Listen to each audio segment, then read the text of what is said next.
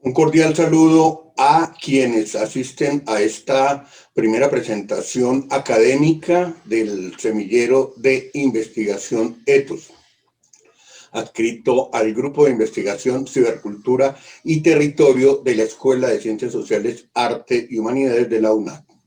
Este es un espacio público de socialización de algunos de los temas que estudiamos al interior del semillero y que aspira igualmente a ser un espacio dedicado a la divulgación de la filosofía.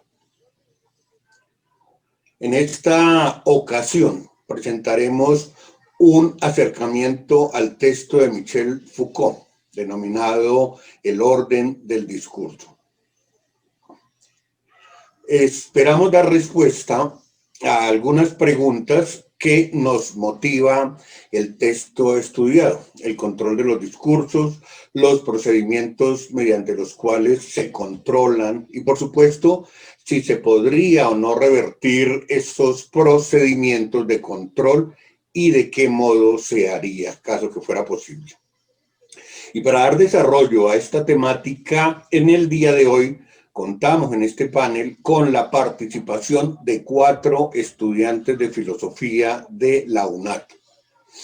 Carlos Hernández, de la ciudad de Palmira, Valle. Pavel Rodríguez, en el municipio de Arauquita, en el departamento de Arauca. Jorge Babativa, quien se conecta desde Bucaramanga, Santander. Y Jordan Rubiano, conectado desde el municipio de Villapinzón, en Cundinamarca.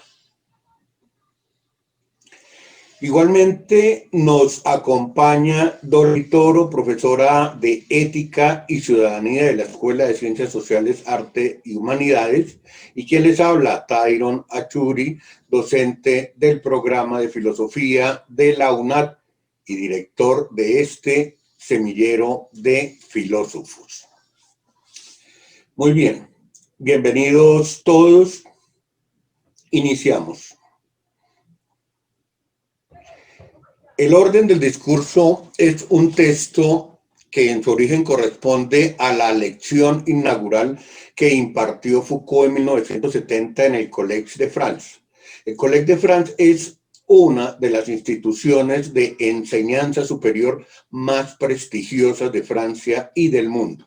En este caso es la lección inaugural que brinda Foucault al hacerse cargo de la cátedra denominada Historia de los Sistemas de Pensamiento.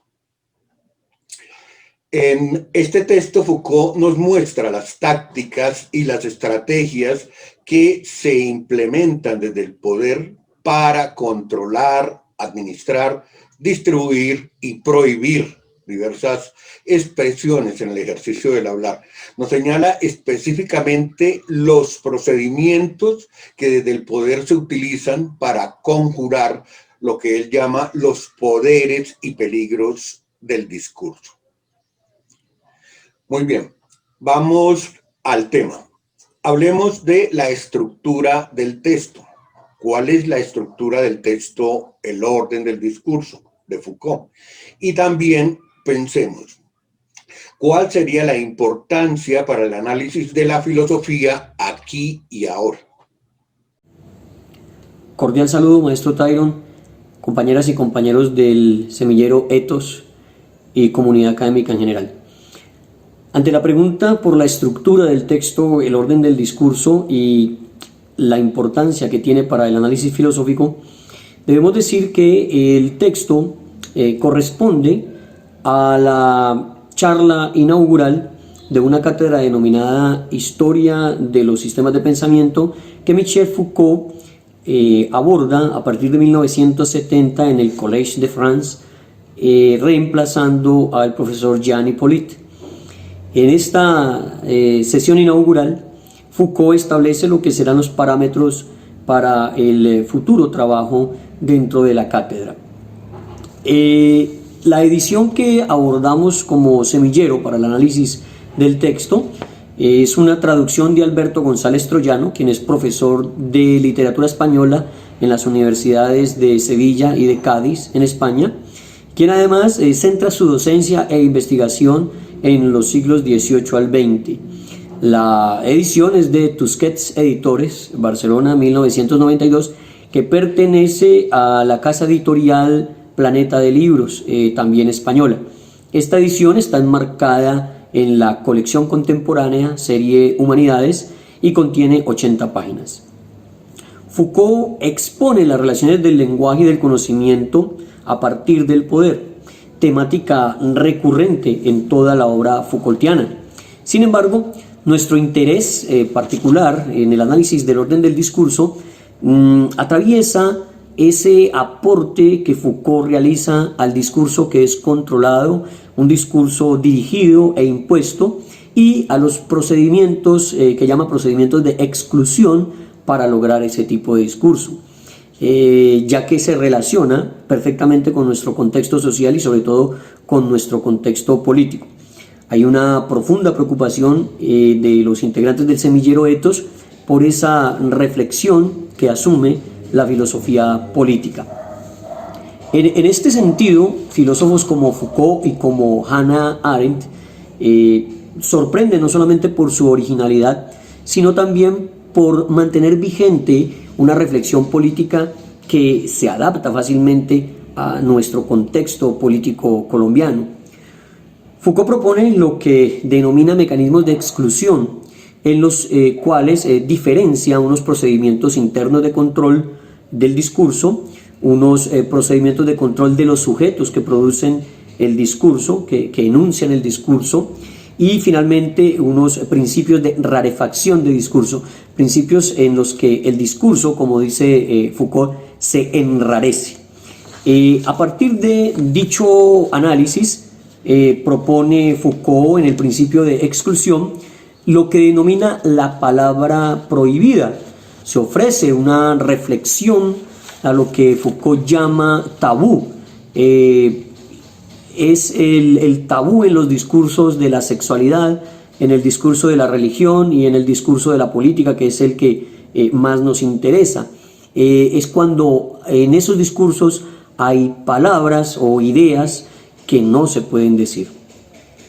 Frente al principio de separación, Foucault señala la diferencia que hay entre interlocutores válidos y entre interlocutores no válidos. Allí aborda la relación que existe entre la locura y la razón y describe el procedimiento en el cual se deslegitima el discurso, deslegitimando precisamente a quien lo produce, a quien lo enuncia. Entonces, por ejemplo, vemos en la historia de la locura cómo ese loco no puede decir la verdad porque sencillamente está por fuera de la estructura lógica de la razón. Es un extraño, es un diferente, entonces su discurso queda totalmente deslegitimado. Finalmente establece el principio de la diferenciación, en donde expone la tensión en lo que se distingue entre falso y verdadero. Entonces, ¿qué se asume como verdadero? ¿Qué se asume como falso? Entonces, es cuando Foucault retoma el concepto de la voluntad de saber. En cuanto a los procedimientos internos de control del discurso, se observa el principio de ordenación y clasificación de los discursos. Aquí Foucault analiza los principios de comentario, de autor y el principio de disciplina, que son varios de los que vamos a abordar más adelante. En los procedimientos de control del discurso, mediante los sujetos que lo enuncian, se distinguen cuatro principios o procedimientos: el ritual, el de las sociedades de discursos, el de las sociedades doctrinarias y el de la adecuación social del discurso. Por último, en los principios de rarefacción, Foucault propone el principio de exterioridad, el de especificidad, el de discontinuidad y el principio de trastocamiento. Entonces, esta es fundamentalmente la estructura del texto, el orden del discurso que vamos a pasar a analizar.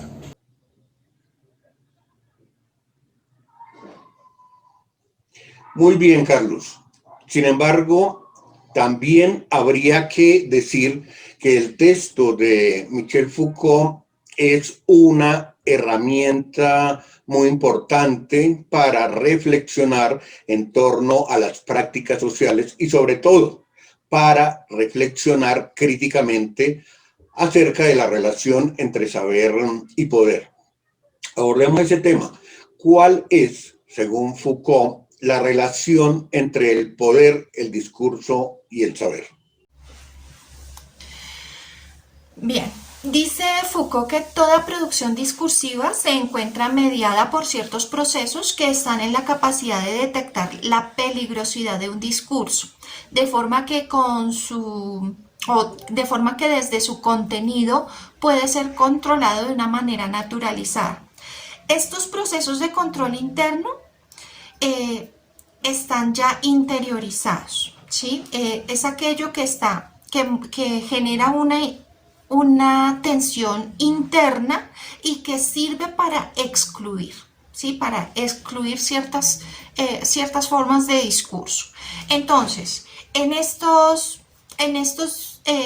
formas de exclusión nos encontramos con la palabra prohibida.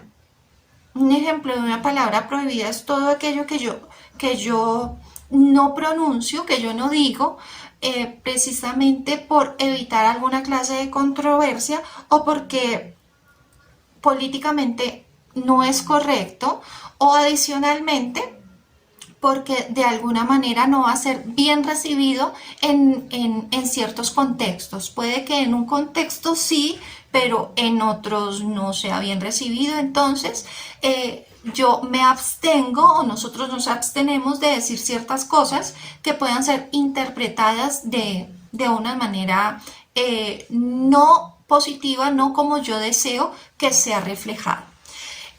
Adicional a estas palabras, a la palabra prohibida de la cual mencionaba Foucault, también nos señala como exclusión aquel discurso de la separación entre la razón y la locura. Entonces, ¿qué discurso tiene mayor peso? El del psiquiatra que ha diagnosticado una enfermedad mental en un individuo, o el individuo que en cierta medida tiene una percepción distinta de la realidad a lo que es normal. Entonces, ahí donde nos indica, bueno, cuáles son esas separaciones del discurso, cuál es el discurso que va a generar o que se puede decir que está trascendiendo hacia la verdad, y cuál es el que está aprobado dentro de estas comunidades. Y esto nos conduce entonces a la voluntad del saber, la cual, como lo dijimos al principio, como lo decía al principio, una voluntad de saber es sobre todo epocal. No es aquello que yo digo que esté relacionado efectivamente con la verdad, sino con lo que institucionalmente es correcto de decir y que institucionalmente se me ha validado como un saber. Entonces, nos podemos remitir, por ejemplo, al discurso de la Edad Media, el cual estaba regulado por el discurso religioso, más concretamente de la Iglesia. Y asimismo, entonces, los demás discursos quedaban subordinados a este discurso de la Iglesia. Entonces, no había una verdad o un saber que pudiera ser verídico si no iba en concordancia con lo que la Iglesia hablaba acerca de Dios. Entonces, por eso se releva el discurso científico. Entonces, así es como nosotros nos podemos dar cuenta cómo todos esos procesos de control interno o externo son unos elementos que de cierta manera están ordenando el discurso, y de esa manera entonces nos están diciendo, bueno, qué está dentro del saber, qué no puede llegar a ser saber, qué es lo que debemos seguir, qué es lo que podemos colegir de ciertos argumentos, etcétera. Asimismo, entonces, dentro de esas formas de exclusión externas, ya Foucault nos habla que está el autor. ¿Quién tiene más autoridad para decir un discurso religioso, el científico o el sacerdote? Entonces, dependiendo de esa autoridad, de quién venga, entonces yo asimismo voy a empezar a generar un conocimiento de ese discurso que está arraigado más bien a la época, porque tengamos en cuenta, en la Edad Media, por ejemplo, se decía que la Tierra era redonda, que la Tierra era plana, pero asimismo hoy en día se dice, ya con los estudios realizados a través de la ciencia, que la Tierra es redonda, a pesar de que hay algunos que empiezan a refutar este discurso con algunas formas, con algunas otras formas u otras estructuras. Bien, además nos habla Foucault también del comentario, una cuestión muy importante.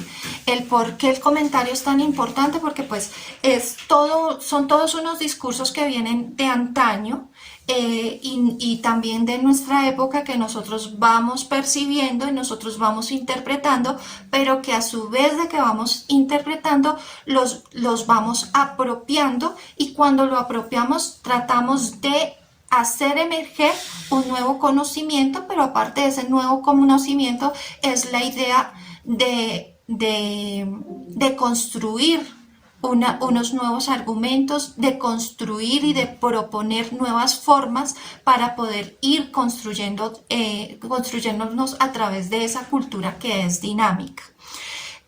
Finalmente nos habla de las organizaciones disciplinares, de las organizaciones de las disciplinas. ¿Y cuáles son estas? Como lo mencionábamos hace un rato, entonces, ¿quién tiene más autoridad para hablar desde la perspectiva de, bien sea de los científicos, o desde la perspectiva, por ejemplo, de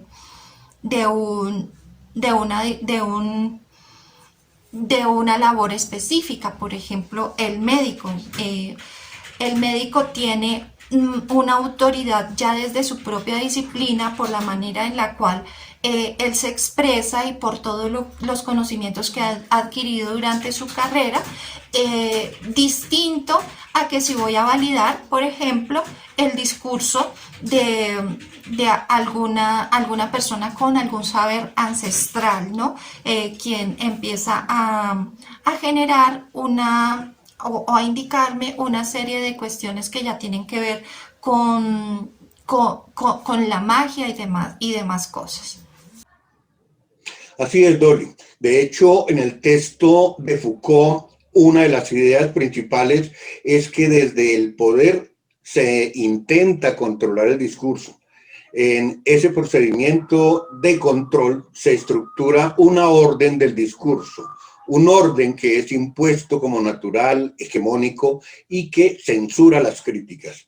Teniendo en cuenta lo anterior y tomando uno de esos procedimientos o sistemas de exclusión del discurso, hablemos un poco sobre el sistema de exclusión externo. Buen día para todos, profe, compañeros. Teniendo en cuenta pues, esta primera pregunta con la que vamos a abordar el texto de Foucault, una de las ideas principales es que las clases dominantes intentan controlar todo el discurso para mantener su ejercicio del poder. En Foucault se entiende que el poder no se tiene, sino más bien que el poder se ejerce. Y en ese procedimiento de control se estructura precisamente un orden del discurso, un orden que, como ya nos lo ha dicho el profe, es un orden impuesto como natural, hegemónico y que se basa en la censura. En principio también sería pertinente declarar que el poder humano se entiende como una maquinaria de la dominación, pero en esencia el poder nace y se legitima desde el discurso, que a su vez llega a institucionalizar un saber o una política de la verdad, donde se afirma lo que es falso y lo que es verdadero. Reconociendo entonces que en efecto existen tres sistemas de exclusión del discurso en el texto de Foucault, yo hago énfasis en los mecanismos de control externo, que son tres. El primero, la palabra prohibida. El segundo, la separación entre la locura y la razón. El tercero, la voluntad de verdad. La razón por la cual yo tengo un mayor acercamiento con estos mecanismos o procedimientos de control externo, que son los primeros que denuncia Foucault en su texto, obedece a un interés personal en el ámbito de la política. Y es que en ese ámbito de la política es donde puedo transferir y donde yo puedo identificar con ejemplos muy claros formas de manifestación de dichos procedimientos de exclusión del discurso. Debo agregar que yo acerco o intento acercar esos postulados de los procedimientos de control externo a la realidad, a la política colombiana, de lo cual hablaré en las siguientes intervenciones. Todo porque tengo un interés muy marcado en hacer de la reflexión filosófica un instrumento práctico y útil para mi realidad inmediata. Quizás, Jordan, para complementar esto que usted nos expone, tendríamos que tener en cuenta que junto a la idea de poder, Foucault nos propone el concepto de discurso. De hecho, Foucault simultáneamente va a juntar, o mejor, a establecer una relación de tres al relacionarlo con el saber, de la que nos habló Dolly anteriormente. Referido a los mecanismos de exclusión, lo cierto es que Foucault le dedica una buena parte, quizás la mayor parte, de su análisis a la voluntad de saber. Abordemos ese aspecto, abordemos un poco en esa parte donde Foucault nos habla de la voluntad de saber. Foucault, en sus mecanismos, los mecanismos que plantea de exclusión del discurso, le proporciona una mayor parte al mecanismo de la voluntad del saber, ¿no? Incluso Foucault hace referencia en su propio texto que dicho mecanismo absorbe a los otros dos mecanismos, al principio de la proyección y el principio de la separación. Y él indica que lo hace porque estos dos principios cada vez se vuelven más frágiles, ¿sí? Cuando hablamos del principio de la prohibición, de ese tabú de lo que no se puede hablar, de lo que no se puede abordar, podemos observar que históricamente ha venido evolucionando a tal medida que ya ha empezado a sentar sus bases sobre instituciones, ¿no? De igual forma, el principio de separación, donde validaban quién era un interlocutor válido o no era válido, ¿no? O sea, en este principio debemos tener muy en cuenta que Foucault no habla de si lo que ese sujeto expresa es verdadero o es falso, sino que se le niega al sujeto su discurso. O sea, no se le toma ni el momento para poder escucharlo. ¿Y en qué momento la voluntad del saber empieza a asumir y a controlar estos dos principios? A través de las instituciones. Porque si miramos el principio de la prohibición, donde las palabras tabú como el sexo, como la política, no se pueden abordar, debemos mirarlo desde el enfoque en que sí se pueden abordar si el sujeto habla en un discurso controlado, pero si en el sistema en el que vive el sujeto habla en contra de ese sistema con discursos políticos o sexuales, el sujeto puede llegar a ser expulsado o puede llegar a ser cohibido de muchas cosas. De igual forma, eso pasa con el principio de la separación. Hace siglos, una persona que consideraban, digámoslo, loca o con problemas mentales, pues era distanciado, pero hoy en día la ciencia ya ha desarrollado métodos para que estas personas puedan tener un enfoque y puedan estar guardados en algunas instituciones, ¿no? Entonces, en ese momento es que entra la voluntad del saber, ¿sí? Los absorbe, porque la voluntad del saber son las instituciones que establecen el conocimiento, ¿sí? Son las instituciones que establecen los lineamientos de saber qué se puede hablar o de saber cuál es el proceso para saber quién es un interlocutor válido y quién es un locutor válido.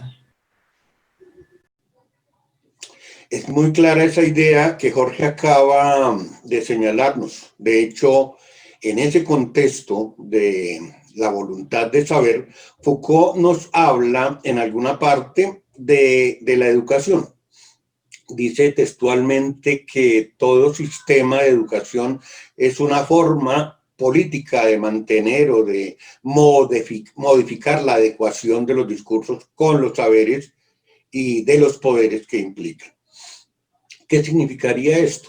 ¿Cómo nos propone este tema Foucault en el contexto del análisis del discurso? Y en ese mismo contexto, podríamos decir que en la realidad le pertenece la palabra al hombre. Bien, profesor y compañeros, muchas gracias por el espacio. Siempre vale la pena destacar este tipo de iniciativas y creo que es la oportunidad para hacerlo con mucho cariño. Bien, le pertenece la palabra al hombre, es un poco el eje temático que tenemos. Creo que hablar de Foucault y hablar del orden del discurso implica necesariamente también pensar sobre el origen de ese discurso. ¿Quién genera el origen?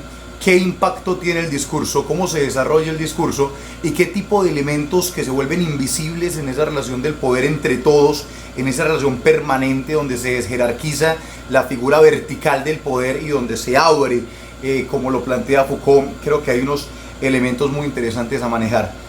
Yo creo que ese tema de si la palabra le pertenece al hombre tiene dos dimensiones. Primero, si sí le pertenece al hombre, y segundo, digamos que al principio cuando expresa ese temor, el temor al discurso, el temor a hablar, el temor a presentarse al público, de antemano está reconociendo que la palabra no le pertenece al hombre. Es un extraño ante la palabra.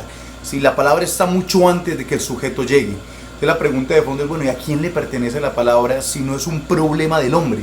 Si es un problema que antecede al hombre. Y aquí es donde viene pues la cuestión que el pensador francés va a adjudicar a las instituciones. Ahora, antes de entrar en esa relación de saber, poder, del tema de las instituciones, de cómo se ejerce, de dónde proviene el discurso y qué fines tiene, sí quisiéramos abordar a propósito y en contexto un poco el tema de la educación. En Foucault, quien dedica muchos espacios a la educación, muchos en reivindicar gran parte de la educación desde otra perspectiva, pero también tomándole desde el problema de la institución, nos va a decir que en efecto la educación, la escuela, la forma en que lo que se educa, y el sujeto educado es un sujeto que viene con un discurso preplasmado, ¿no? Que tiene todo un proceso de ritualización del habla, donde un sujeto se predispone a crear un discurso que se crea y recrea el exterior que la institución quiere crear como concepto y discurso. En ese tema Foucault es bastante enfático. Habría que pensar entonces la educación como un acto emancipador o simplemente la educación como ese tema de la reproducción del discurso que es afín al poder. Hay un elemento interesante, el poder tiene el poder de imponer la verdad. Finalmente podríamos hablar de que las narrativas, incluso la objetividad, terminan siendo simplemente una narración, terminan siendo discursos. ¿Quiénes hacen los discursos? ¿Cómo lo hacen? ¿Cuáles principios existen? ¿Cuál es la estructura del discurso a la hora de establecerse? Y sobre todo, si yo soy el sujeto que crea el discurso, ¿cuál es mi posición dentro de esos elementos del discurso que ya vienen establecidos, que me anteceden, que anteceden el hombre, que ponen a temblar a Foucault en la inauguración del discurso del Collège de París? Son elementos muy interesantes en rigor, diríamos pues a priori entonces que no le pertenece la palabra al hombre, que las instituciones las crean y que lo que entraría a analizar el pensador francés es, bueno, ¿qué están diciendo? ¿Cómo se compone? Y en efecto, cómo se expresa el poder desde esa misma dimensión de lo que estamos planteando. Muy interesante esta perspectiva que usted nos propone aquí, Pavel. Vamos ahora por otra arista. Lo que nos dice Foucault, por supuesto que nos genera otras reflexiones, digamos reflexiones más del aquí y el ahora. Cómo relacionar, por ejemplo, el procedimiento de exclusión, que Foucault denomina la palabra prohibida, con la interdicción contemporánea en el ámbito político en nuestro contexto actual del llamado posconflicto, si es que puede hablarse actualmente de un posconflicto. En cuanto a la relación del mecanismo de exclusión que Foucault denomina la palabra prohibida y la interdicción contemporánea en el actual momento de posconflicto en Colombia, recordemos que la interdicción judicial era un mecanismo mediante el cual la ley establecía que una persona con limitaciones o discapacidades era incapaz para asumir y tomar sus propias decisiones sobre asuntos relativos con aspectos de patrimonio o con su vida personal en general. Además, esto suponía un discurso de deslegitimación de precisamente ese discurso de esta palabra interdicta, de esta persona interdicta, porque no era capaz de producir un discurso coherente y veraz. La ley de 2019, la ley 1996 de 2019, eliminó la interdicción judicial en Colombia. Foucault, por su parte, señala que cuando se le atribuye a un sujeto ese estatus de locura, digamos, frente al dualismo locura-razón, pues su discurso es igualmente deslegitimado, porque aparentemente carece de elementos lógicos y racionales que permitan un decir veraz. En medio del posconflicto se dan fuertemente interdicciones que desde las instituciones pretenden deslegitimar los discursos de memoria, deslegitimando a quienes los producen, desde escenarios de violencia y en calidad de víctimas.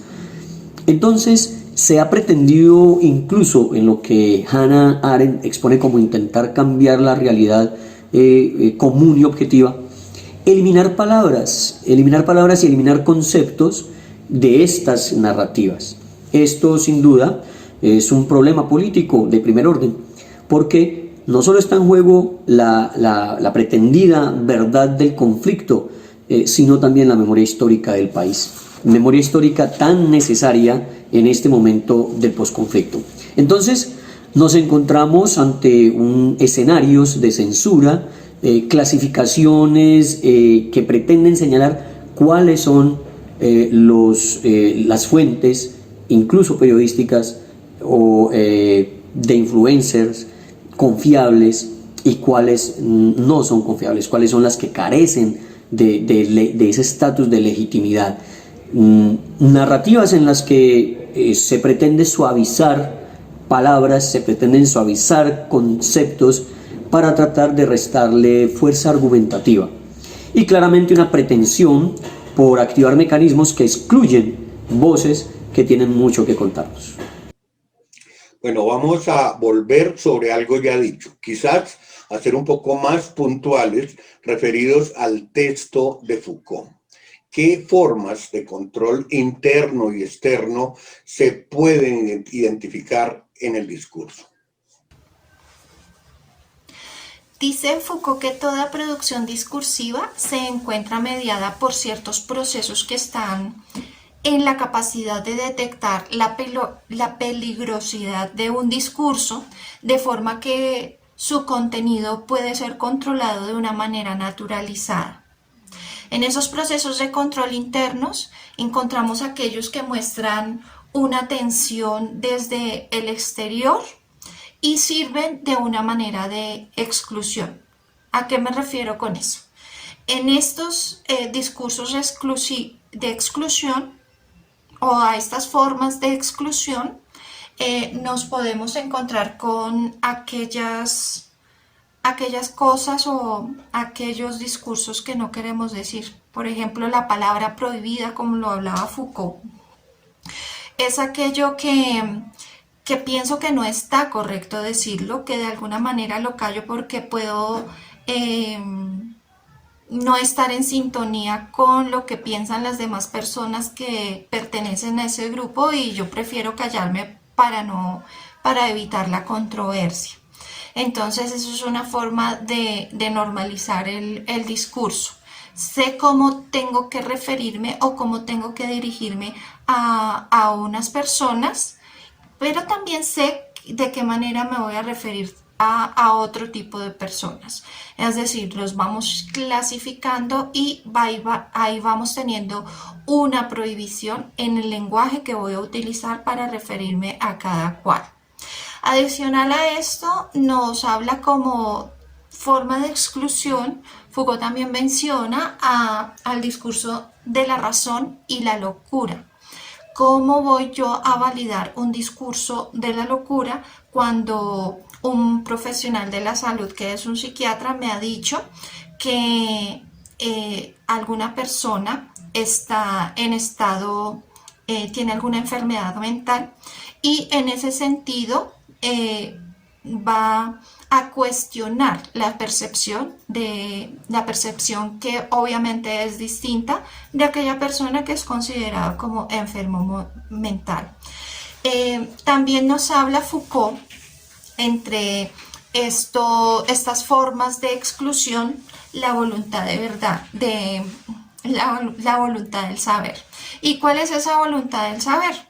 Es lo que yo valido como verdad dentro de mi contexto. Hablo del contexto porque hoy en día la verdad es distinta entre diversos grupos de personas. Por ejemplo, el discurso que hace referencia a Dios o a la existencia de Dios, y aquellos que dicen que no existe. Cada uno dentro de su forma de pensar está creyendo que dice la verdad sin tener ninguna clase de evidencia para decir lo uno u lo otro. En ese sentido, entonces podemos reconocer aquella voluntad de saber como una cuestión también epocal, ¿no? ¿Qué discurso es el que me está respaldando para yo decir que un algo existe o no? Y si, por ejemplo, nos remitimos al discurso científico y estuviéramos en la Edad Media, sería difícil decir que la Tierra es redonda cuando se estaba afirmando a través del discurso religioso que la Tierra era plana. En ese sentido, hay una cantidad de prejuicios también que se van fomentando a través de esas disciplinas, a través de lo que hay en la época, que finalmente van construyendo aquella verdad que se encuentra en ese momento de la historia. En los procesos del control externo, entonces Foucault nos habla del comentario, todo aquello que nosotros vamos comentando de aquellas lecturas que hacemos de los aportes del pasado, y vamos tratando de enriquecerlos, ¿no? Hacer, por ejemplo, una interpretación de un texto, y a partir de esa interpretación del texto tratar de crear algo nuevo que viene siendo toda una construcción de conocimiento. Adicionalmente, entonces, de lo que proviene o el discurso que proviene según el autor. Muy bien, Dolly. Sin embargo, es importante mirar de qué modo, así como lo menciona Carlos, se reconocen o se manifiestan esas formas de control. Por ejemplo, los procedimientos de exclusión del discurso. Podríamos pensar, por ejemplo, de qué modo quienes detentan el poder en un país aplicarían en su ejercicio del poder procedimientos de exclusión del discurso. Entonces, como ya lo veníamos diciendo en la anterior intervención, mi interés se centra en los procedimientos de exclusión de tipo externo, porque son los más cercanos a mi principal tema de interés, que es la política.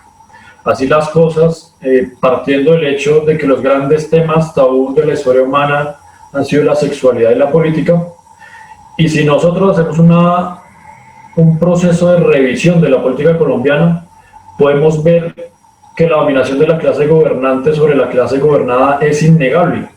Dicha dominación produjo violencia, pobreza, atraso, empujó a la ciudadanía a la insurgencia, al delito, al combate, al narcotráfico. Entonces, existe una oligarquía que ha venido excluyendo de manera sistemática una buena parte de la sociedad. Con el orden del discurso impuesto por esa clase gobernante, en el país se le han cerrado las puertas de la participación y hasta la vida misma a sus propios habitantes.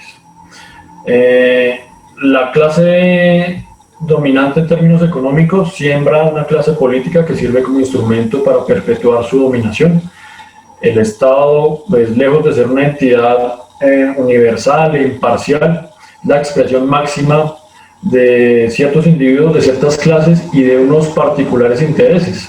Entonces, el Estado tiende a imponer como suprema norma una moral, un principio de qué es lo bueno y de qué es lo malo. Lo bueno es lo que le sirve al Estado y lo bueno es lo que se opone al Estado. Así como cuando unos políticos usan el doble discurso para nombrar hechos muy similares, pero en distintos lugares. Un ejemplo claro es cuando nuestros gobernantes califican a los manifestantes en otras tierras como guerreros justos de la democracia, pero cuando se generan manifestaciones aquí, hablan de vándalos y terroristas. Lo anterior obedece a un criterio claro de exclusión del discurso externo, como lo manifiesta Foucault en su texto del orden del discurso. Uno podría pensar entonces, desde lo que nos dice Jordan, que esos mecanismos de exclusión del discurso están más que vigentes en la actualidad. ¿Qué implicaciones tiene, digamos, para la democracia esta evidente vigencia? Bueno, claro, se mantienen vigentes en nuestros días. El principio de la prohibición, cuando usted aborda el principio de la prohibición y se habla de que el tabú es la política y la sexualidad, ¿sí? Foucault es muy concreto al decir que eso revela la vinculación entre el deseo y el poder, ¿no? Entonces, ¿qué pasa? Si el sujeto, sí, no conoce las consecuencias del deseo y del poder, pues no va a tener cómo construir un discurso para poder construir su subjetividad sobre esos dos temas, que son cruciales en las democracias, ¿no? Entonces, ¿qué pasa? Muchas veces cuando en una institución a un estudiante se le habla sobre política o sexualidad, es todo un tabú que puede llegar a causar un boom, problemas. En muchas ocasiones se intenta hablar de sistemas liberados, pero realmente no son tales sistemas, porque se tiende a tener un control sobre esos temas, ¿sí? Y cuando hablamos del principio de la separación, ¿no?, que clasifica a los interlocutores válidos de los no válidos, pues también podemos observar que no solamente son las personas que de pronto llegan a tener esa capacidad cognitiva, sino también en muchas ocasiones son esos sujetos que de una u otra forma rechazan, y lo rechazan simple y llanamente de pronto por su educación, pronto por su procedencia social, ¿sí? Y en muchas ocasiones, digamos, llega a haber un perfil clínico para ese sujeto, ¿sí? Y cuando ya llegamos al principio de la diferenciación, de donde nace la voluntad del saber, ahí podemos observar que se separan los discursos falsos de los verdaderos, y es donde los sistemas se inclinan, digámoslo, en lo que se puede llamar democracia, ¿sí? Como lo decía Jordan, ¿sí? O sea, muchas veces en sociedades como la nuestra, ven con buenos ojos las manifestaciones en otros países, como la lucha por la libertad, pero en la nuestra no, ¿sí? En la nuestra intentan manipular el nombre de las cosas para que no cause un cierto impacto, ¿sí? Intentan controlar a través de la voluntad del saber, ¿sí? Solamente una línea de la historia, ¿sí? O sea, ¿a qué nos invita esto, sí? O sea, esos mecanismos de exclusión que crean esos ambientes para que puedan nacer los discursos tienden a ser controlados por el sistema, por las instituciones. Y cuando hablamos de instituciones no solamente es la política, porque en nuestros sistemas democráticos hay un fuerte impacto de las instituciones religiosas. Entonces, la política, la sexualidad no solamente se introduce en la política, también en la religión, también en la educación, también en todos los estamentos de la sociedad. Y es donde podemos observar que son temas muy profundos, que se intentan manipular o silenciar para poder tender a controlar. Ok, me gustaría retomar la relación de la que ya antes nos habló Dolly, a ver si tenemos otra perspectiva. ¿Cómo se establece argumentativamente la relación discurso-poder-saber? Bien, relación discurso-saber-poder, qué interesante que también haya una relación, digamos, argumental al respecto por los compañeros, porque se trata de eso, ¿no? El principio de discontinuidad nos dicen que los discursos no están tejidos infinitamente, ¿no? Están de hecho dispersos, se yuxtaponen, se encuentran en ocasiones, de hecho hasta se ignoran, construyen, se recrean, ¿no? Hay unos principios interesantes. Y hablando de ese principio, la relación saber-poder en este ejercicio, tendríamos que volver a la naturaleza del texto, que es el orden del discurso. Entonces diríamos que en principio la relación está fundada en la estructuración que Foucault le brinda al tema del discurso, ¿sí? Hay unos principios importantes. Esos principios ya me dan a priori, es decir, trascendente al sujeto, no inmanente, no tiene que ver con mi subjetividad frente a algo, sino que trascendente al sujeto existen unos principios que organizan el discurso. Unos principios que también me permiten tener una perspectiva y una lectura de la realidad, que muchas veces va en esa lógica de la tabula rasa, del célebre concepto del empirismo, que tiene que ver con que, bueno, yo crezco y me crean una cantidad de elementos en la cabeza, entre ellos unos principios, ¿no? Hay una rarefacción, hay un principio de prohibición, hay un principio de exclusión, que ya yo tengo cargado, podría decirse a suerte casi que de preconceptos, con los cuales yo también hago un abordaje discursivo de la realidad. Ahí ya empezamos a relacionar el saber con el poder, ¿sí? Y sobre todo el problema de la verdad. Finalmente, ¿quién determina qué es la verdad? La verdad es una narrativa, o si nos vamos al concepto de aletheia griego, es un desocultamiento. La verdad en un niche muy querido por Foucault, sobre todo en ese muy corto ensayo de la verdad y la mentira en sentido extramoral, finalmente nos va a decir, no, ¿qué es la verdad? La verdad es una narración, es una construcción, es una quimera, si se quiere. Parece que Foucault va en esa dirección. Finalmente, ¿qué es la verdad? Decíamos ahora, el poder tiene el poder de imponer la verdad. También decía José Pablo Feynman, parafraseo un poco vago, decía algo como que las ciencias humanas fueron creadas para estudiar el hombre en función de dominarlo. La verdad o el saber, ¿sí? Y sobre todo en ese concepto trascendente del discurso del sujeto, está diseñado por el poder también para diseñarlo, moldearlo y moverlo. Es que esa frase de Feynman, de José Pablo Feynman, es luminosa al respecto, ¿no? Las ciencias humanas estudian al hombre, ¿sí? Con el fin de dominarlo. Y de hecho el mismo concepto de razón se convierte en eso, ¿no? ¿Quién determina qué es la locura y qué es la razón? ¿Dónde está la determinación? Y allí va toda la estructura, ¿sí? En el ejercicio del principio de trastocamiento va a tratar de abordar ese elemento ontogenético del discurso. Pero la relación está allí, ¿no? En ese concepto saber, poder, verdad, es bueno. El poder determina la palabra, por tanto el saber está de alguna forma también atravesado por esa voz trascendente que dice, este es el saber que yo construyo y a partir de ahí abordo la realidad en tanto verdad, ¿sí? Es un elemento muy interesante porque con esto Foucault nos va a volver a decir, aquí está el sujeto, lo meto en la estructura, ¿sí? Está en la estructura y el sujeto se va a quedar ahí, rodeado por el poder. Y de hecho hay que revisar muy bien los actos emancipatorios que se tienen frente a eso. Yo la verdad nunca he logrado ahondar mucho en el Foucault que analiza cómo vencer esa desesperanza, si se quiere, frente al poder. Si ese dominio omnipotente, omnisciente, abarcante, el panóptico de Bentham, ¿no? Donde está ya parado observando cómo se están moviendo. Es muy interesante, pero creo que la relación radica en eso, ¿no? Finalmente, si la palabra me trasciende, el saber se funda en la palabra, el poder determina qué es el saber, finalmente lo que yo termino interpretando como saber y como verdad tendría mucho que ver con la intención del poder sobre esa relación. Entonces creo que lo vería desde ese punto de vista, profesor y compañeros.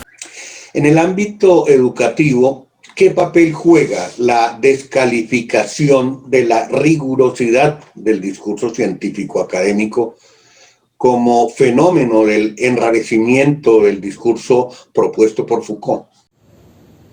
En cuanto a la descalificación de la rigurosidad del discurso científico académico, debemos decir que para Foucault los principios de rarefacción son fundamentalmente el de exterioridad, el de especificidad, el de discontinuidad y el de trastocamiento. Resulta adecuado resaltar entonces que en el principio de discontinuidad, el discurso es una práctica discontinua que se puede cruzar y yuxtaponer. Es decir, no existe un discurso subrepticio que nosotros tengamos que defender. Sin embargo, no podemos desconocer que existe una rigurosidad en el discurso científico y en el discurso académico, y es un discurso que lamentablemente cada vez resulta más fácil enrarecer, más fácil descalificar, a través, por ejemplo, del impacto que tienen en estos momentos las redes sociales. Hoy día hay un impacto por el cual ese discurso especializado pierde rigurosidad en el ámbito académico por cuenta de las emociones que acompañan estos nuevos discursos mediáticos, que, como dice Foucault, no es el contenido o la concordancia con un principio lo fundamental en esa técnica, sino que lo propiamente verdadero es el modo de decir, el estilo en cómo se dice. Se refiere a la actitud del sujeto al atreverse a pronunciar un discurso del cual está totalmente convencido de que dice la verdad, lo cree verdaderamente en el momento de decirla. En este sentido, si un discurso parece emotivo, si logra tocar nuestra sensibilidad, si es algo que queremos escuchar, entonces los métodos que acompañan la validez, las estadísticas, los análisis de personas idóneas, las autoridades en temáticas específicas no son tenidas en cuenta, ya que la argumentación objetiva, científica y válida no es escuchada por las sociedades. Así se reconfigura la realidad. Entonces los medios de comunicación, sobre todo, como ya se ha dicho, las redes sociales, reproducen y difunden las ideas contrarias a la lógica y a la objetividad, pero que se ajustan a las condiciones emotivas de una audiencia irreflexiva, y no solamente para utilizarlas como elemento político en campañas electorales, sino como parte del aparato alienador característico de lo que Foucault denomina biopoder en clave de gubernamentalidad. Así que se desestima el conocimiento y el pensamiento académico enrareciendo este tipo de discurso. La academia pasa a un segundo plano, la rigurosidad en la búsqueda de la validez y el método pierden sentido si lo expresado desatiende nuestras preferencias, nuestras emociones y nuestros sentimientos. Emergen los nuevos ídolos de la era digital, personajes que con sus ocurrencias muchas veces rayan en lo ridículo, viralizan contenido de entretenimiento y llegan a obtener más atención y seguidores incluso que un científico o que un escritor. Se eleva cualquier cosa a la categoría de arte, simplemente por el hecho de entretener a grandes masas. Muy bien, Carlos. Sin embargo, tendríamos que pensar en la época actual, cuál sería la incidencia o las incidencias que podríamos identificar en cuanto al control del discurso. Bien, una de las cuestiones bien difíciles acerca de la incidencia que tiene un orden del discurso, o mejor veámoslo hoy en día como un control del discurso, es que los discursos siempre tienen una intención. Entonces, por ejemplo, el discurso político va a buscar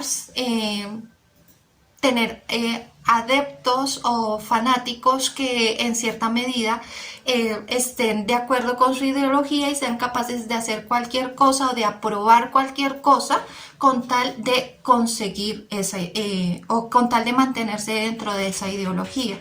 Entonces vemos como, por ejemplo, algunas personas son capaces de justificar hechos que son injustificables como asesinatos o de alguna manera masacres y demás, pensando que se va a ir hacia un bien mayor.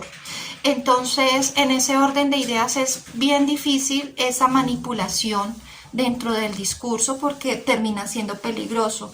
Esto no sería así, no sería peligroso si el que pronuncia el discurso y aquel que tiene el poder y en cierta manera está institucionalizado dentro de lo que es el saber, estuviera sobre la línea de la ética. No obstante, tenemos que mirar qué tipo de ética también tendría o tienen o por cuáles estarían guiadas sus vidas, ¿no? Porque si es por una ética de los mínimos o una ética de los máximos, donde si yo como ser humano no soy capaz de pensar en qué consecuencia tienen los actos, sino que simplemente voy a ir en busca de lo que me produce alguna clase de placer, entonces en esa medida es una cuestión también peligrosa porque si yo tengo cierta dominación a través del discurso, entonces las personas van a terminar haciendo lo que yo deseo. Y muchas veces eso que deseo puede llegar a ser fatal, no solamente para el ser humano, sino también para la vida misma, para la naturaleza. Entonces, es una cuestión bien difícil porque esas incidencias nosotros las estamos viendo en nuestra época con todo lo que va pasando, no solo a nivel de naturaleza, sino a nivel cultural. Como observamos que se arremete contra el otro sin importar si tiene algún valor esa vida o si la vida misma de nosotros tiene algún valor, sino por el contrario, está completamente instrumentalizada al no verla como una finalidad, sino como un medio. Entonces, muchas veces, según el discurso con el cual me he dejado permear, entonces yo voy a actuar. ¿A qué me refiero? Por ejemplo, si es el discurso de la tecnología, entonces toda mi vida estará en pro de la tecnología, pero mi vida queda subordinada a esa misma tecnología. El peligro con eso es que en lugar de cuidar a mi cuerpo y lo que tengo aquí en el mundo, para poder desplazarme en el mundo y para poder respirar este mundo, lo que hago es cuidar más a un aparato que me ha dado la tecnología y que con mis recursos económicos haya podido comprar. Entonces son varios factores los que atañen estos peligros con respecto a ese control del discurso, porque más allá que tener un ordenamiento del cual es necesario, es mirar qué discurso es el que me está controlando, qué es lo que finalmente estoy realizando con la vida y finalmente si ese discurso que me controla está por los lindes de una ética. Bueno, vamos a irnos por otro lado de lo que en este texto nos dice Foucault. ¿Cómo se manifestaría el procedimiento de exclusión de la palabra prohibida en el ejercicio del poder estatal? Colombia siempre ha estado entre luchas y guerras. El descontento con los gobiernos ha suscitado inconformidad durante toda la historia de nuestra política. El país soportó desde 1840 la hegemonía bipartidista, cuya característica principal fue la promoción del conflicto interno, la guerra civil, la exclusión del pueblo en la participación política y la consagración de la política como un negocio muy rentable. Ejemplos perfectos de discurso excluyente en términos de poder los podemos encontrar, en efecto, en la ideología radical del Partido Conservador y del Partido Liberal. Partidos que por medio de un discurso dogmático dominaron el país, adueñándose de los recursos y consolidando una oligarquía. Este discurso de los partidos de la hegemonía facilitó o permitió la consolidación de unas castas políticas que al día de hoy siguen desangrando el país.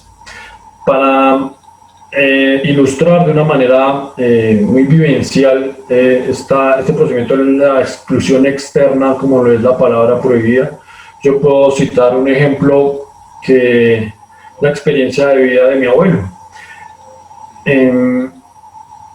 Mi abuelo sufrió porque él era un hombre liberal en un pueblo de conservadores. A él no se le permitía hablar sobre su partido, sobre sus ideas, porque inmediatamente los contrarios, o sea, los personajes, las personas que estaban afiliadas al Partido Conservador, lo iban a agredir. De hecho, él tuvo un par de situaciones en las que casi lo matan. Fue por ya habilidades que él tuvo especiales en el momento y por unas situaciones como de película de acción pudo salvarse, pero realmente en ese tipo de acciones podemos nosotros entender el mecanismo de exclusión externo de la palabra prohibida. No se le permitía decir algo porque iba a ser oprimido y dominado, y no necesariamente por un poder vertical entre el que es gobernante y el que es gobernado, sino entre el ciudadano en común, porque en Foucault nosotros ya entendemos el poder no de manera vertical, sino más bien de una manera que es como una red, donde se cruzan diferentes poderes en las relaciones humanas. Entonces yo creo que ese es un buen ejemplo de lo que es el recurso de exclusión externo de la palabra prohibida.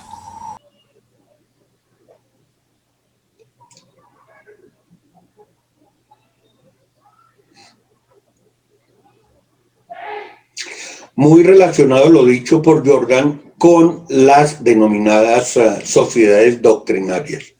En las sociedades doctrinarias existe la posibilidad de una manipulación de las masas. Pues bueno, yo considero, ¿no?, que como Foucault lo plantea, ¿sí?, las sociedades doctrinarias se construyen o se constituyen sobre verdades inamovibles, ¿sí? Cuando él aborda en el orden del discurso el ritual y las sociedades de los discursos, yo coincido que las sociedades de discursos son sociedades muy cerradas, donde se construyen discursos muy limitantes, el acceso a los sujetos no es tan amplio. Y yo considero que muchos de esos sujetos, por no llamar a la gran mayoría, que hacen parte de esas sociedades de discursos, van a las sociedades doctrinarias, porque es que las sociedades doctrinarias se encargan de difundir un discurso. ¿Y cómo lo difunden? No porque podríamos pensar, pero bueno, ¿cómo un sujeto puede llegar a convivir en una sociedad doctrinaria de forma libre? Hay muchos factores, ¿no? El miedo es uno, el miedo colectivo, ¿sí?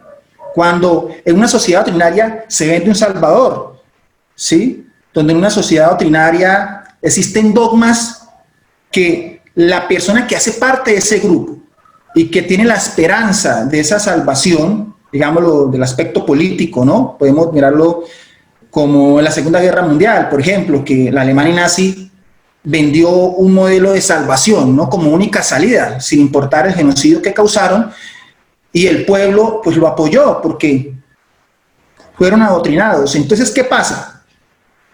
La manipulación de masas nace en el momento en el que el sujeto, ¿sí?, que obviamente por el contexto en el que vive, ¿sí?, busca esa salida, ¿sí?, y quiere ser aceptado en un grupo que lo respalde, que lo apoye, que lo acompañe, debe aceptar las mismas verdades que aquella persona que probablemente viene de las sociedades de discursos a las sociedades doctrinarias le comparte. ¿Y qué pasa? Aquel sujeto que hace parte de esa sociedad doctrinaria, en el momento en el que va en contravía de ese discurso, porque si esos dogmas o esos enunciados son puestos en tela de juicio, ese sujeto puede llegar a ser perseguido de forma social, de forma familiar, y muchas veces puede llegar a tener alcances como problemas físicos, mentales, y muchas cosas que son propias de ese control de doctrina que se causa en estos discursos. Por eso la manipulación de masas es un factor de fácil observar en estas sociedades. Bueno, en esto que nos señala Jorge también está de por medio el problema de la universalidad del sentido. ¿Resuelve el discurso la universalidad del sentido al imponer la voluntad de verdad? Pregunta fuerte, ¿no? ¿Se resuelve la universalidad del sentido al imponer la voluntad de verdad? Hay una relación entre el sentido y la verdad fuerte, máxime porque ya hemos tratado de pronto urdir en las aguas un poco densas que significa hablar la verdad. Yo quisiera, casi que al final, como corolario del texto de Michael Foucault, El orden del discurso, creo que hay un texto que es muy apropiado para ese tema, ¿no? Y dice más o menos, y cito al autor: en todo caso, una cosa al menos debe señalarse: el análisis del discurso no revela la universalidad del sentido. En principio, saca a relucir la rareza impuesta con un poder fundamental de afirmación y no generosidad continua del sentido, ni monarquía del significante. Entonces aquí vamos a remarcar, ¿no? El análisis del discurso no revela la universalidad del sentido, es decir, no hay un totalitarismo en el análisis para hablar de que este problema de la verdad finalmente resuelve el problema de la universalidad del sentido. Volvemos al principio de discontinuidad que tocábamos ahora. No existe en Foucault tal cosa que se pudiera apreciar, porque pareciera que se fuera en esa dirección, de un panóptico total, al estilo de Jeremy Bentham, decíamos ahora, que observa todo y hasta ahí se acabó el relato. Sí, que todo está prediseñado, preconstruido, sí lo plantea, pero de alguna forma dice que ese discurso no es una premeditación absoluta, es una construcción permanente del poder. Por eso mismo el poder tiene el poder de imponer la verdad. Se trata de sujetar la subjetividad del sujeto en ese orden de ideas frente a ciertos patrones que también gozan de la mutabilidad de los objetivos del poder. Entonces no hay una universalidad del sentido del discurso, no hay un análisis que se llegue a fondo hasta decir el discurso se crea con este y este fin y el tema es pum pum pum y lo que quiere es esta forma determinada. No, existen algunos elementos importantes que lo plantea Foucault. El tema de las sociedades, por ejemplo el tema de las sociedades como la sociedad del discurso, que es quien crea las reglas, o hablar de las sociedades doctrinarias, que es ya la difusión de ese discurso. Hay muchos elementos que nos plantean la misma ritualización del habla, nos plantea que sí, que el discurso precisamente tiene una estructura, tiene una funcionalidad, trabaja de alguna manera, se construyen las instituciones y se difunde, la gente lo repite, lo construye y crea saberes a partir de lo que estas sociedades plantean con toda una serie de principios estructurales que determinan la naturaleza del discurso. Pero pareciera que el problema, el de la verdad, se convierte en un problema del poder, si la verdad se termina sujeta al poder, pero la universalidad del sentido no la define, digamos, este análisis exegético del discurso. Se llega a la estructura, mas no hay una universalidad del sentido que sea equiparable con el problema de la verdad. Yo creo que todo el análisis de Michael Foucault, a revisar el tema del discurso en esta obra, no busca una verdad final sobre el discurso, por jugar un poco con los elementos. Busca precisamente, lo dice aquí, me parece muy interesante, busca sacar a relucir la rareza impuesta con un poder fundamental de afirmación. Es decir, cómo la rareza se expone y se le plantea al otro que esté por fuera del cenit, del cenáculo, del círculo que plantea el discurso, ¿sí? Y hay unas sociedades que lo crean de forma jerárquica y vertical y se viene bajando con una serie de principios de exclusión, rarefacción, especificidad, que empiezan a plantear, bueno, cómo el discurso debe comportarse y cómo se debe comportar uno ante la palabra que lo antecede, ¿sí? Es lo que pasa, sujeto a un poder que, contrario a esto, no es el poder arriba, totalmente arriba, derramándose como lluvia sobre todos, no necesariamente, es un poder, un biopoder, es una energía, es una relación. En cualquier elemento de tensión hay una relación de poder permanente, el poder es permanente. En una conversación donde se plantee la exposición de una idea hay una relación de poder. Y eso es lo que plantea Foucault, y por eso no puedo hablar al final de una universalidad del sentido. Creo que lo asume de esa manera, y diríamos entonces que la relación no se logra dar en esos términos. Creo que un análisis importante, pero que no busca ese sentido final del discurso, ¿no? No creo, y no sé si peque con esto, que sea en últimas un proceso genealógico como tal, sino que más bien es como ese urdir, ese análisis frente a eso que le teme, que es la palabra que le antecede. Bueno, es importante reconocer cómo se contextualiza lo dicho en nuestro entorno geográfico, aquí y ahora. ¿De qué manera se podría percibir en el actual contexto académico colombiano el procedimiento interno de la disciplina como sistema constructor de normas que regulan el discurso científico? El procedimiento interno de la disciplina establece lo que se puede decir en el discurso, bajo determinados criterios, y de esta manera se regula el discurso científico y académico que produciría un discurso verdadero. Los saberes están determinados por intereses gubernamentales que desafortunadamente obedecen hoy día a intereses particulares. En el contexto académico colombiano cabría una reflexión frente a la denominada libertad de cátedra, que si bien es una facultad que impacta mayoritariamente en la educación superior, ha sido discutida en el ámbito de la educación básica y media. Este derecho para investigar, enseñar y publicar sobre cualquier tema que consideremos los docentes de interés profesional, sin riesgo ni amenaza de sanción alguna,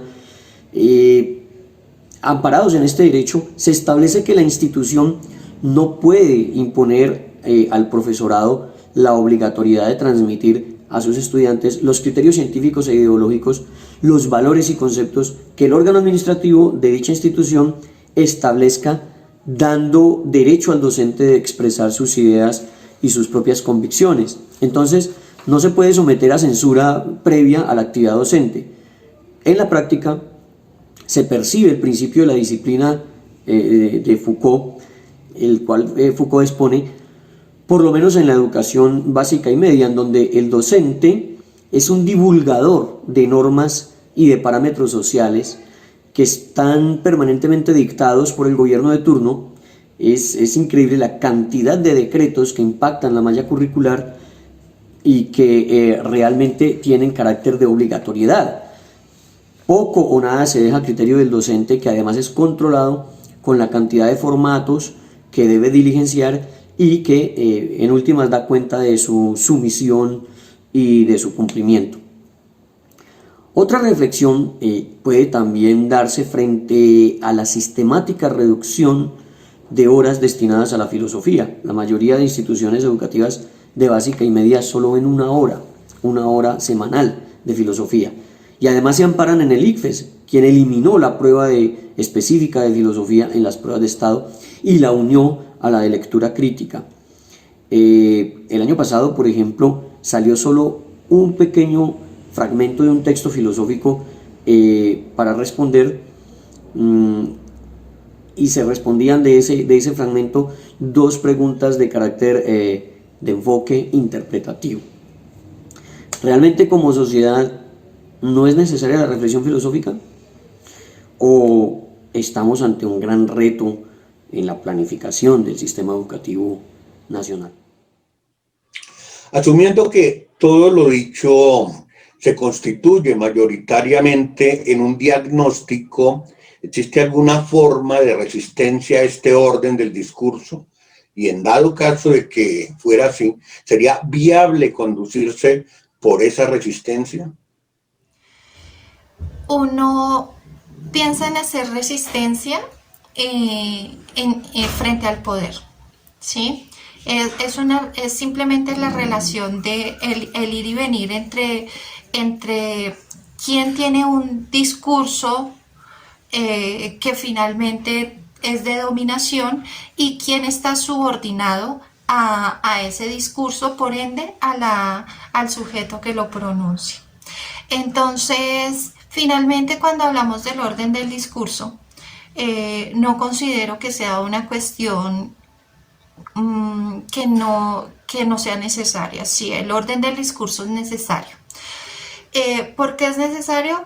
Porque no podemos tener unos saberes absolutos y sobre todo en nuestra época actual, en nuestra sociedad, cada uno se especializa en un saber, pero no puede hacerlo en todos, como se intentaba en la antigua Grecia y con los sofistas, ¿no?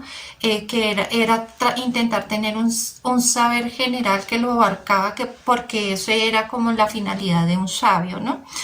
En ese sentido, hay que mirar cómo más bien a lo que hay que hacerle resistencia es al control del discurso y a quienes tienen ese control del discurso.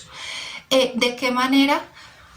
La manera es muy fácil, es fomentando un pensamiento racional. El no dejarse llevar por tanta emotividad en el momento en el cual suceden cosas. Siempre hay que pensar en lo que está sucediendo para no darle más fuerza a aquel que tiene el poder y al cual queremos resistir.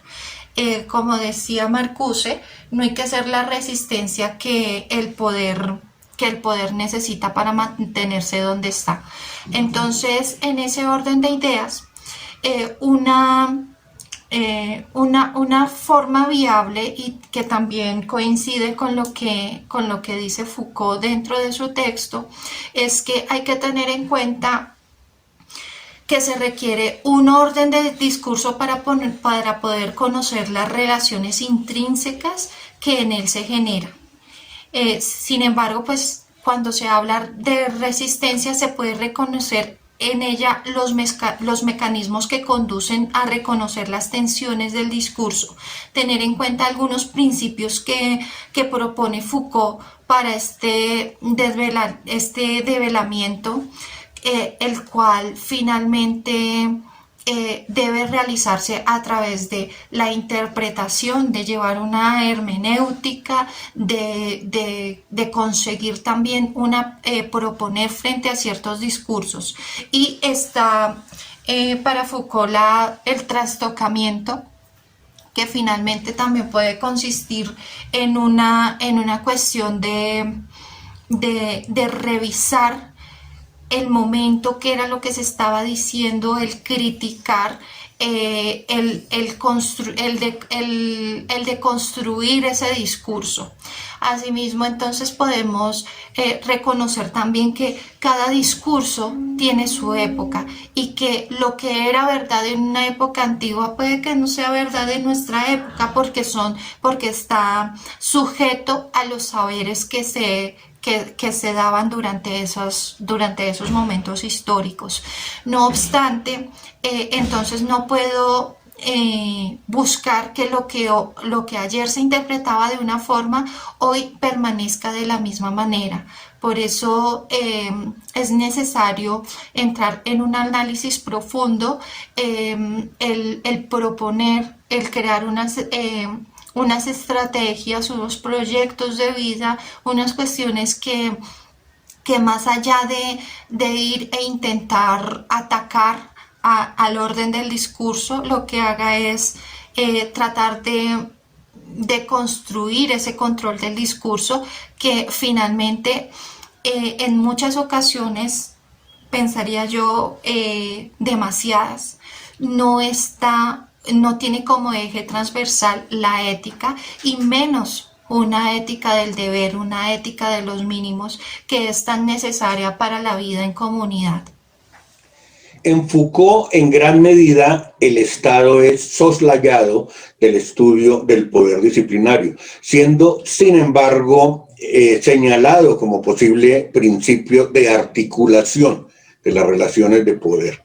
De la relación de poder múltiples y dispersas. De hecho, Foucault señala la introducción de una nueva escala de análisis del poder, la población, lo que conduciría a la indagación sobre las relaciones entre biopolítica y gubernamentalidad.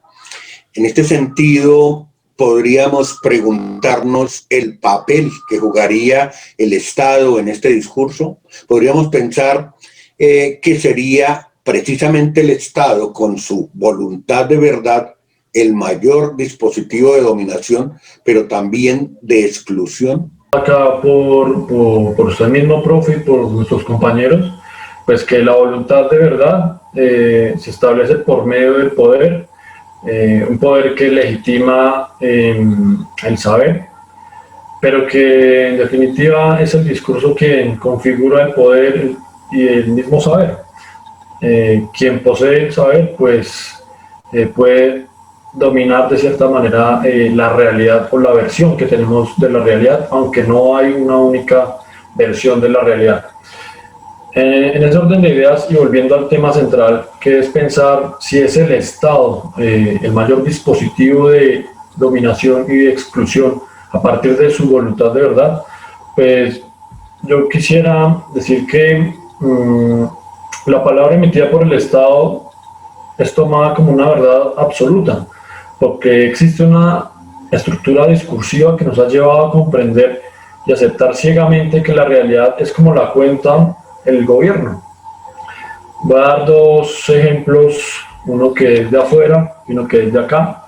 Voy a tomar el ejemplo de lo que fue la Unión Soviética, que por ejemplo en la era de Stalin, la teoría marxista de la dictadura del proletariado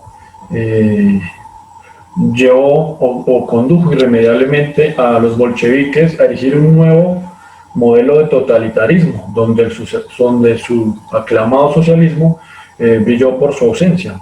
Entonces, ese puede ser un ejemplo de lo que es la voluntad de verdad, donde pasamos de un hecho como una revolución a caer en un totalitarismo, cuando vamos con esa voluntad de verdad exacerbada y llevada a los extremos.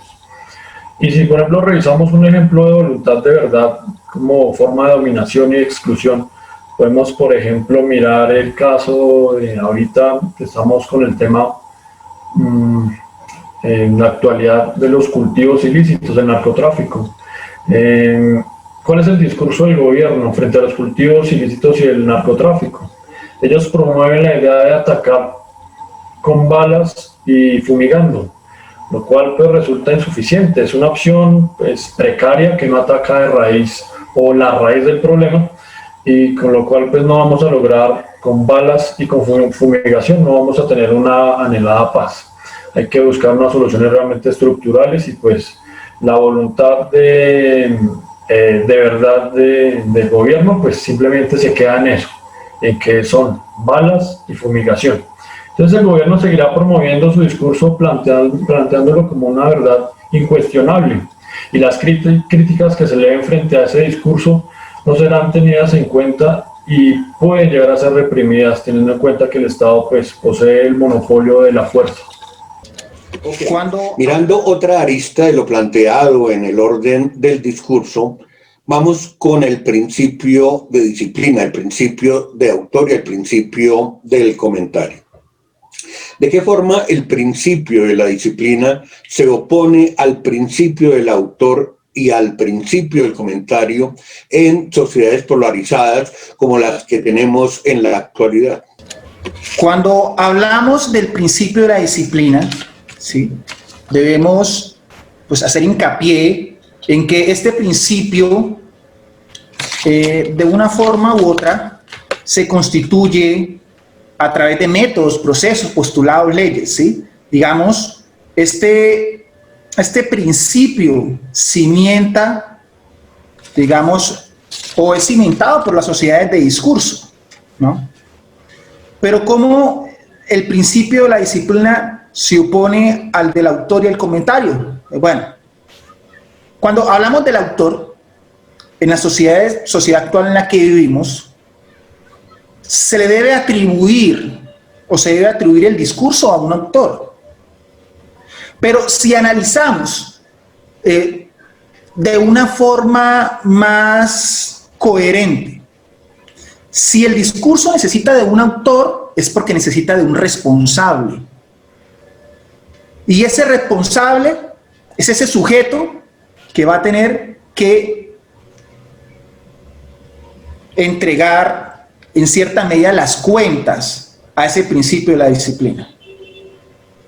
Cuando bajamos a ese principio del comentario, es en el que se establece, en el que se trae del pasado y se cimienta, como lo estamos haciendo en este espacio, ¿no? Con el orden del discurso, es reivindicar el valor de la palabra o el discurso que ya se ha pronunciado, para poder construir nuevos mundos, nuevos imaginarios, nuevos contextos, nuevas formas de observar.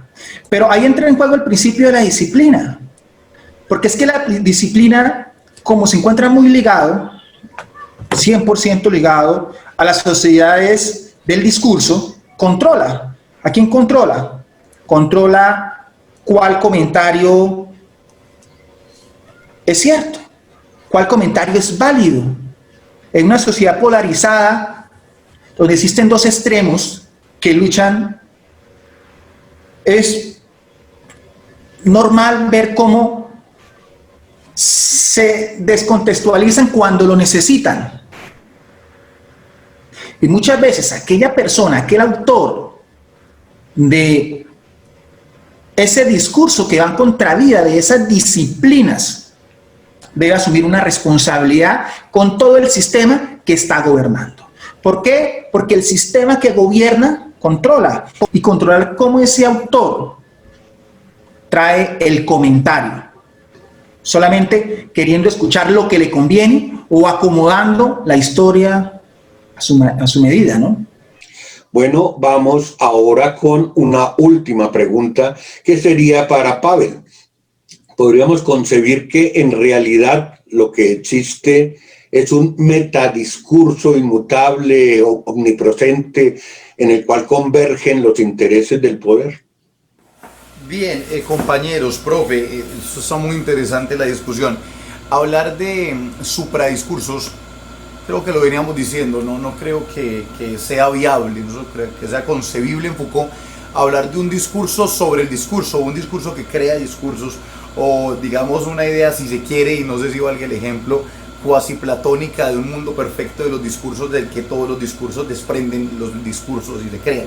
Es un poco complicado, ¿no? Hablar de una ontogénesis, de un origen del discurso, un proceso genealógico del discurso, sería un poco difícil. Pero creo que en Foucault no existe la idea del metadiscurso omnisapiente, sino del discurso, pero un discurso que en tanto es dinámico, también muta de acuerdo a la razón del poder, si se quiere utilizar esa expresión. Entonces diría en principio, en atención a la pregunta, que no considero que exista, y de hecho en el principio de discontinuidad que tanto hemos planteado, creo que lo plantea, no hay un discurso que vaya allá, son discursos que se hilan. Las instituciones crean los discursos, pero también creo que las instituciones también pueden crear las narrativas que después se van a aplicar en los discursos.